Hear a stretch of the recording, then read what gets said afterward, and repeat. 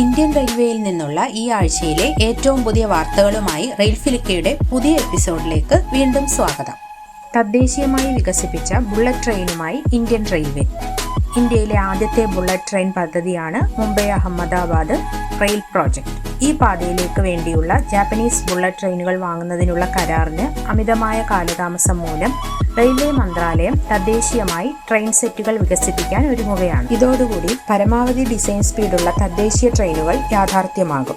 2026 ഓഗസ്റ്റോടെ സൂറത്ത് ബിലിമോറ സെക്ഷനിൽ ഷിങ്കാൻസൻ ട്രെയിനുകൾ ആരംഭിക്കുമെന്ന് മന്ത്രാലയം നേരത്തെ അവകാശപ്പെട്ടിരുന്നുവെങ്കിലും 2030 മുമ്പ് ഷിങ്കാൻസൻ ട്രെയിനുകൾ യാഥാർത്ഥ്യമാകില്ലെന്ന് ഇപ്പോൾ വ്യക്തമാണ്.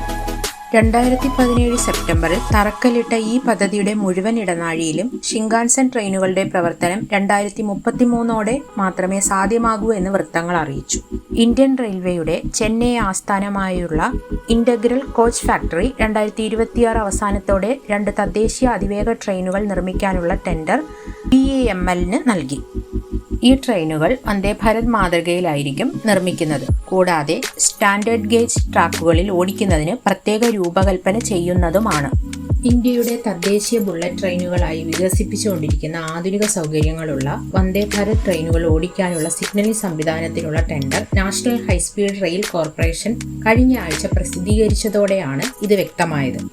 ഷിങ്കാൻസൻ ട്രെയിനുകൾക്കുള്ള ജാപ്പനീസ് DSATC സിഗ്നലിൽ നിന്ന് വ്യത്യസ്തമായ European train control system ETCS level 2 ആയിരിക്കും ഈ പാതയും. യൂറോപ്യൻ ട്രെയിൻ കൺട്രോൾ സിസ്റ്റത്തിന്റെ കരാർ കാലയളവ് ജോലി നൽകിയ തീയതി മുതൽ 7 വർഷമാണ്. 2027 ഈ ട്രാക്കിൽ വന്ദേ ഭാരത് ട്രെയിനുകളുടെ വാണിജ്യ പ്രവർത്തനം ആരംഭിക്കാനാണ് പദ്ധതി.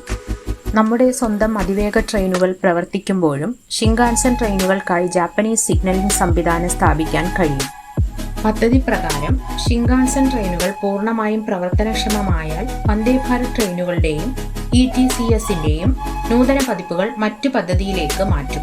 സിഗ്നലിംഗ് ടെൻഡറിനെ കുറിച്ചും ഈ ഇടനാഴിയിലെ ഷിങ്കാൻസൻ ട്രെയിൻ പ്രവർത്തനത്തിന്റെ സമയക്രമത്തെക്കുറിച്ചും റെയിൽവേ മന്ത്രാലയമോ NHSRCLോ പ്രതികരിച്ചിട്ടില്ല.